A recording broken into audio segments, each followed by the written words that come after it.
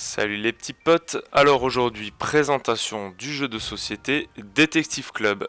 C'est un jeu d'une durée d'approximative de 45 minutes qui peut se jouer de 8 ans et plus et de 4 à 8 joueurs. Alors présentation de la boîte de Detective Club. Alors Detective Club c'est un jeu qui peut s'apparenter un peu au même jeu du style comme Mysterium ou Obscurio. Donc à l'intérieur on retrouve des petites plaquettes de joueurs. Attendez, une petite pièce. Des petites plaquettes de joueurs avec des couleurs différentes. Voilà, on peut jouer donc jusqu'à 8 joueurs. 1, 2, 3, 4, 5, 6, 7 et 8 joueurs. Voilà pour les plaquettes de joueurs. Après on a des petites loupes. Je vous expliquerai après, pareil de la même couleur qui s'associe forcément à la plaquette du joueur. On a des petits carnets pour noter des mots. On a des petits pions de points. Donc 3, et je crois qu'il y a 4 et il y a 5. Voilà, 5. Et on a des petits pions de 4 aussi. Je n'en trouve pas. Voilà, et on a le cœur du jeu, un gros paquet de cartes qui va représenter des images abstraites. Je vais vous en montrer quelques-unes. Attendez. Oh. Voilà, donc on a plein d'images, des belles images abstraites.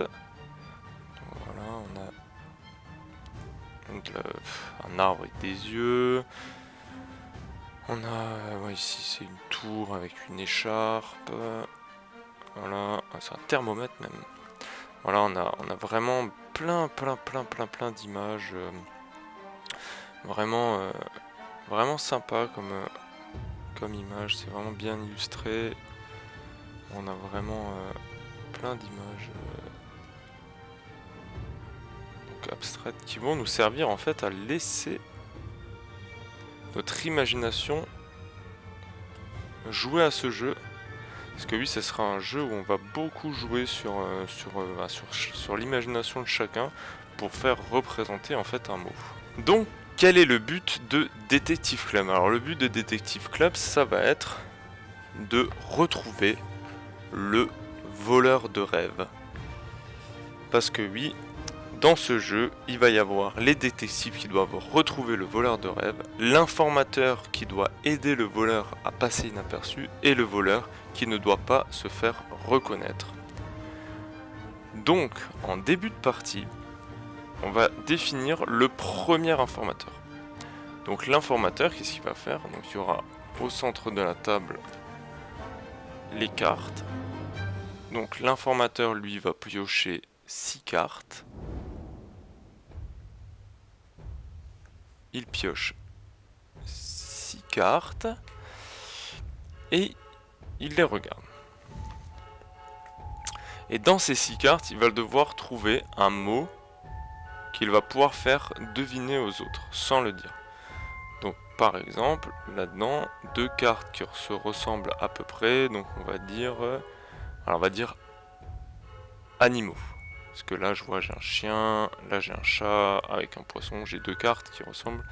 Enfin, oui, j'aurais pu même utiliser celui-là, celui-là. Bon, voilà. Bon, ouais. On va utiliser, vous savez quoi, on va utiliser le mot chat.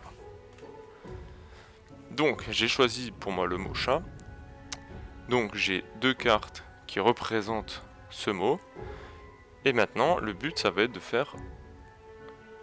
d'écrire en fait sur les carnets. Donc imaginons qu'on est 4 joueurs. Donc sur 3 autres carnets, je vais écrire le mot chat sur 2 carnets. Il y a un carnet où il n'y aura pas écrit le mot chat. Je mélange ces carnets et je les distribue. Donc là je ne sais plus où est le carnet vierge et je les distribue aux autres joueurs. Donc je distribue les carnets. Là ils prennent connaissance du mot, donc il y a 2 personnes, donc 2 détectives qui connaissent le mot chat. Et une personne qui est donc le voleur de rêve qui n'a pas connaissance du mot. Ils auront aussi, eux, 6 cartes dans la main. Et à ce moment-là, moi, je vais poser sans rien dire, ma première carte. Je pose ma première carte, donc là vous voyez le petit 1 et le petit 2. Donc je pose ma première carte. Et au tour des autres joueurs, de poser des cartes qui vont également représenter le mot que moi j'ai mis sur le carnet. Bien sûr, le voleur, lui, n'a pas connaissance du mot. Donc il va devoir céder forcément de ma carte qui, elle, il est sûr qu'elle représente au moins le mot que j'ai mis. Et les autres, essayer de comparer les cartes et de se dire, ah bah ça représente mes cartes, cette carte représentera un peu plus les cartes des autres. Et eux vont devoir mettre des cartes qui représentent le mot. Et on va faire un premier tour, ils vont tous poser une carte, et à ce moment-là, je vais poser ma deuxième carte. Et eux, ils vont également poser leur deuxième carte. À ce moment-là, nous allons passer au vote. Donc, tout le monde, un après l'autre, va se justifier des cartes qu'il a posées, en disant, bah voilà, donc moi, en fait, d'abord, l'informateur, le premier joueur, va donner le mot qu'il y avait sur le carnet, donc il dira, bah voilà, le mot c'était chat, j'ai mis un chat ici, et un chat ici. Il justifie aussi ses cartes, hein. Il dit, voilà, moi j'ai mis le mot chat, parce que là, il y avait un chat, et sur ma deuxième carte, il y avait un chat. Le deuxième joueur, lui, va faire pareil, mais les autres ne savent pas s'il est détective ou voleur, et il va devoir se justifier.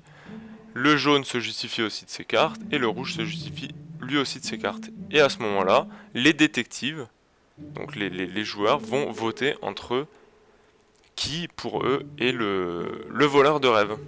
Et quand le vote est terminé, on passe donc au décompte des points. Donc les détectives qui ont placé leur jeton loupe, donc on vote avec les jetons loupe.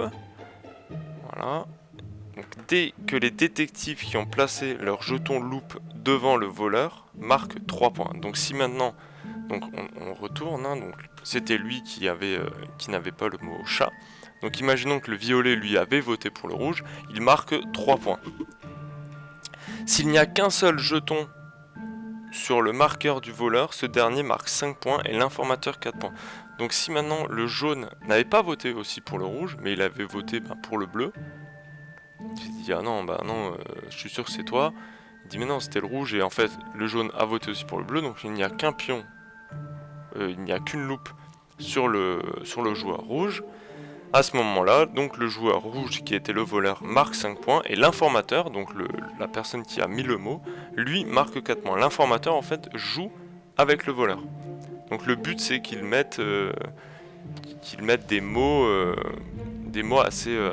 assez compréhensibles avec ses cartes pour que le voleur puisse trouver le mot assez facilement.